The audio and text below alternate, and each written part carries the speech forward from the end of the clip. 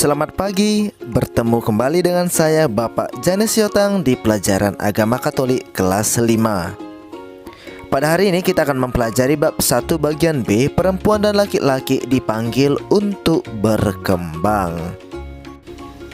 Nah, jika kita dengar kata berkembang, lalu apa yang muncul di benak kita?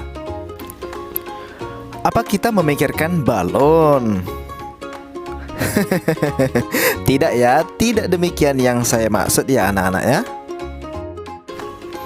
Perkembangan yang saya maksud adalah perkembangan diri baik secara fisik maupun psikologis. Perkembangan fisik merupakan perubahan pada tubuh, otak, dan keterampilan motorik. Keterampilan motorik adalah suatu aksi yang melibatkan penggunaan otot-otot tubuh. Seorang manusia dikaruniai dua macam keterampilan motorik, yaitu keterampilan motorik kasar dan keterampilan motorik halus. Lalu, apa yang menjadi perbedaan antara keterampilan motorik kasar dan keterampilan motorik halus? Keterampilan motorik kasar adalah gerakan-gerakan makro yang dilakukan si kecil dengan menggunakan lengan, kaki, atau seluruh tubuhnya termasuk dalam keterampilan motorik kasar. Gerakan-gerakan tersebut misalnya merangkak, berlari, dan melompat. Keterampilan motorik halus berbeda dengan keterampilan motorik kasar. Keterampilan motorik halus adalah tindakan-tindakan lebih kecil yang mengutamakan koordinasi antara anggota tubuh.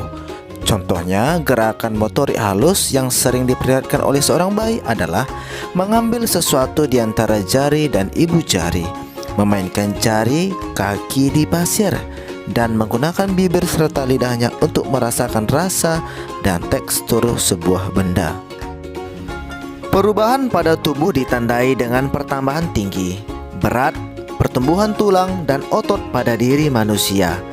Pada gambar dapat kita lihat bagaimana siklus kehidupan manusia, mulai dari bayi hingga dia dewasa dan akhirnya menua. Nah, sekarang kita akan membahas perkembangan psikologis pada manusia. Perkembangan psikologis merupakan kemampuan dan sifat-sifat dasar pada diri manusia.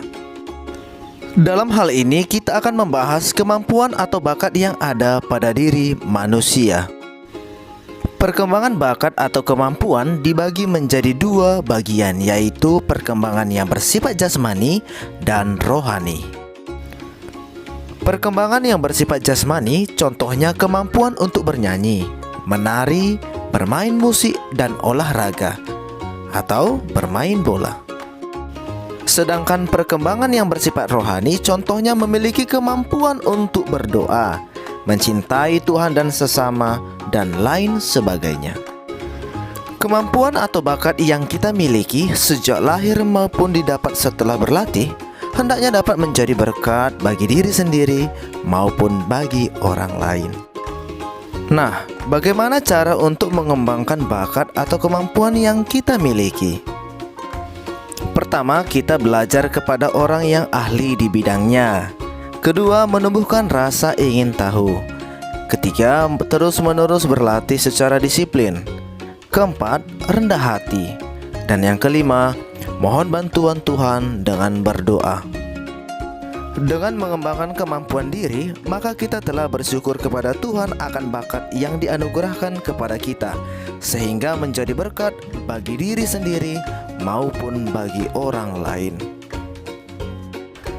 Di pertemuan berikutnya, kita akan mendengar penjelasan mengenai perumpamaan tentang talenta dan cara mengembangkannya.